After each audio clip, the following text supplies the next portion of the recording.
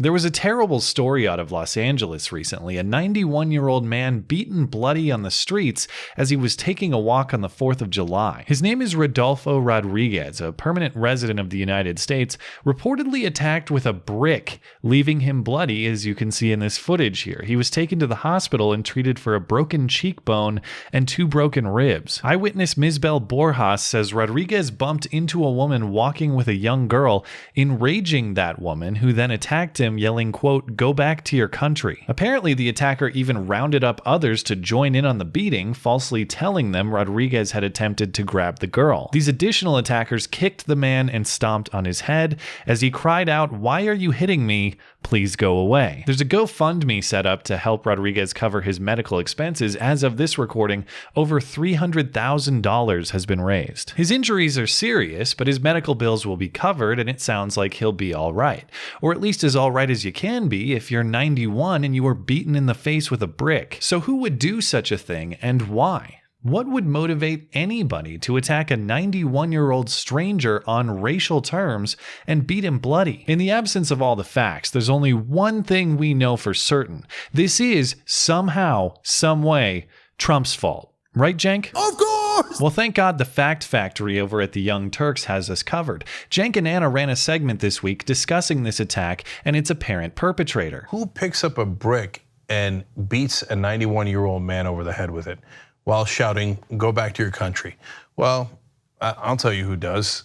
Insane, racist right-wingers encouraged by the current administration. Ooh, right-wingers encouraged by the president, you say? Well, that's a bold assertion to make in the total absence of evidence. In the description of the Young Turks video, they only link to a New York Post article that gives no description of the attacker, but for a mention that the eyewitness snapped a picture of the woman during the incident. Presumably, we could track down that photo and get some insight about who did this and why. Or we could just keep cramming this story into our preset political narrative, avoiding key information that may be inconvenient. Go on. They're among us, man. They walk among us. They hate people that don't look like them. And now they have bricks. I used to call them the brick voters, the people who support Donald Trump because they wanted to throw a brick through the establishment window. Now they're using the brick to beat us over the head. Man, fascism is here. And it's super ugly. Who is walking among us? Who are they in this context? See, this is where your journalistic malpractice gets really awkward. 30-year-old Lakeisha Jones of Los Angeles. Investigators say that she attacked 92-year-old Rodolfo Rodriguez. Now, I don't know Lakeisha. For all I know, she is in fact a Trump-supporting, MAGA hat-wearing right-wing fanatic who believes she's carrying out the president's will and that he approves of what she did. But based on demographic and geographic voting trends, I'm guessing not. I'm guessing pro-Trump politics are not a part of this attack. And I'm guessing the image of the attacker Cenk is trying to create in your head by omitting any photograph or name or description of that attacker beyond his own evidence-free assertions is something other than Lakeisha Jones. And so the question is, why did the Young Turks omit Lakeisha's name and image from their report?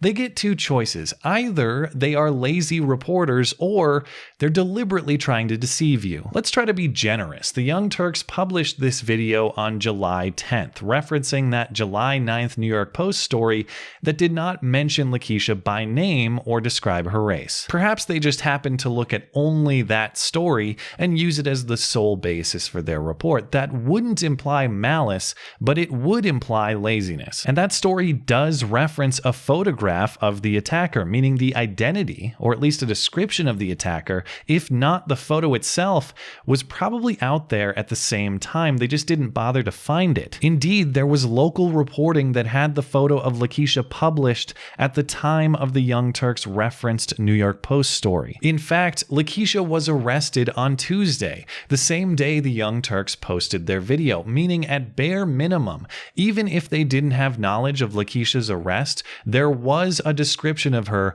publicly available at the time they posted their their video. Even if we give the Young Turks the benefit of the doubt and assume they hadn't seen a description of the attacker prior to making their video, it is still wildly irresponsible journalism. To see anti-Hispanic violence in Los Angeles and automatically conclude it's Trump or conservatives' fault ignores the reality of the facts on the ground there. As Hispanic immigration, legal and illegal, has increased in Southern California, there are countless examples of tensions between those immigrants and African Americans, reported frequently by local news. As demographics shift, these groups compete for jobs, already often living in poverty conditions. And it's a problem that's dated back years. In this decade-old report, one African American construction worker says, quote, "If you drive across this city, you will see 99% of all construction is being done by Hispanics. You will see no African American males on these sites, and that is a big change." He says his sons have been turned down for jobs so many times, they no longer apply. A Cornell University professor adds, quote, "In this era of mass immigration, no group has benefited less or been harmed more than the African American population." And this tension has led to violence even recently. In April, members of a Latino street gang pled guilty to racially motivated firebombing attacks against black families in an LA housing project. The Latino gang had claimed the housing project as its territory, and gang members terrorized black families into fleeing their apartments. None of this justifies the actions of Lakeisha Jones, of course. I hope she's prosecuted to the fullest extent. But these stories do give us insight into plausible explanations for anti-Hispanic violence in Los Angeles that date back far before the Trump administration and have nothing to do with Republican or conservative or right-wing ideology. This entire area votes consistently and overwhelmingly Democrat, so much so they have put Maxine Waters in Congress for decades, deciding dozens of times over that she's a more rational choice than a conservative alternative. And these are conflicts and struggles that people like the Young Turks, who perpetually proclaim their sympathy for minority strife, should have some familiarity with if they're actually sincere in that concern. They're so sensitive to the struggles of minorities. Except for they don't understand those struggles at all, and they make no effort to. They just gallop in on their white virtue stallion and proclaim their love for the downtrodden, all while stomping all over them and not truly caring about the actual plight in question. So take your pick, Cenk and Anna. Are you so lazy in your alleged journalism that you can't be bothered to take a few minutes to find the facts, or are you deliberately trying to deceive people in pursuit of your preferred political narrative? Neither is defensible. I suspect you won't clarify anyway, and probably won't do the decent thing of correcting your reporting in response to the news of Lakeisha's arrest. The only thing we know for certain is you have no credibility in your understanding of racial strife in Los Angeles. You present sympathy for the man attacked, but you couldn't have treated him more disrespectfully. You used him as a pawn in your narrative spin, a data point to affirm your worldview, even though the facts of his case don't fit it, and then you cast him aside when you're done because you don't have use for him anymore. Prove me wrong. Correct the record and make a generous donation to Mr. Rodriguez's GoFundMe. That's a nudge in the direction of credibility, honesty, and real sympathy and generosity for someone genuinely abused. All things you claim to stand for. So stand for him.